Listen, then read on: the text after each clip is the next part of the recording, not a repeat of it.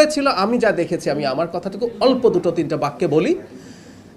আমার তো একটা ডেলিগেটকে লিড করছে, আমার সাথে আরও মানুষজন ছিলেন, তারা তাদের ইমিগ্রেশন পার করে চলে গেলেন। আমার ইমিগ্রেশন যখন শুরু হলো আমি মুহূর্তেই বুঝতে পারলাম তারা দেরি করছেন, তাদের সময় লাগছে। তারা তারপরে নানান জনের সাথে কথাবার্তা বলছেন।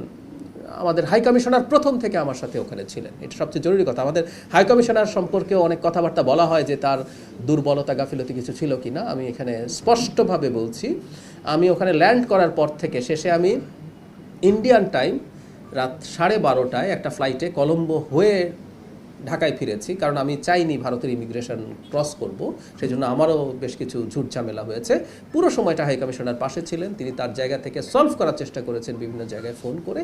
সমস্যা কি হয়েছে আমি নিজের মুখে বলছি না, এটা পত্র বিশেষ করে ইন্ডিয়ান মিডিয়াতে এটা যথেষ্টই এসছে।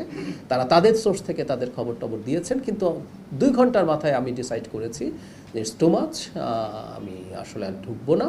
এবং এই সময়টাও যে আমি এই রাষ্ট্রের, আমি আবারও বলছি ব্যক্তি না, আমি একটা এই রাষ্ট্রের একটা পদে আছি, সেই পদের প্রতি যে সৌজন্য সেটা ল্যাক করেছে বলে আমার মনে হয়েছে। সেই কারণে আমি এই সিদ্ধান্তটা নিয়েছি। এবং সেটা কেন কি হয়েছে সেটার কারণ আপনার সম্ভবত ইন্ডিয়ান মিডিয়াতে বা বাংলাদেশের অনেক মিডিয়াতেও এসছে, সেটা পাবেন। আমি আসলে আর খুব বিস্তারিত বলছি না, আর কিছু বলবো না।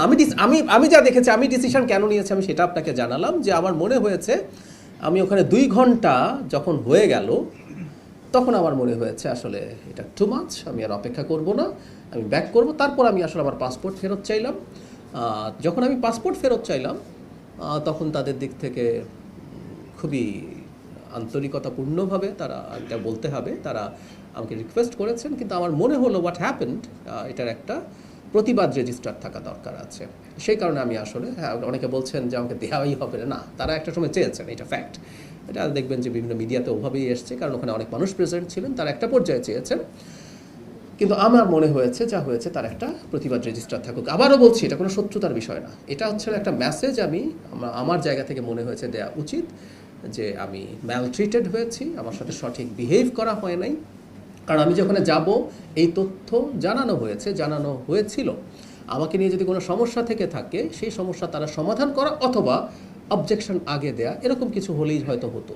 কিন্তু না, যেটা ঘটলো সেই কারণেই এটা ওভাবেই করা হয়েছে। আমি যা দেখেছি, আমি আমার দিক থেকে, আমি তার ভেতরে কি হচ্ছে কেন হচ্ছে এগুলো তার আমি বুঝতে পারছি না। আমি যেটা দেখেছি, আমাকে দেরি করানো হচ্ছে, আমাকে যেভাবে রাখা হয়েছে বসানো হয়েছে সেটা আমার কাছে সঠিক মনে হয়নি।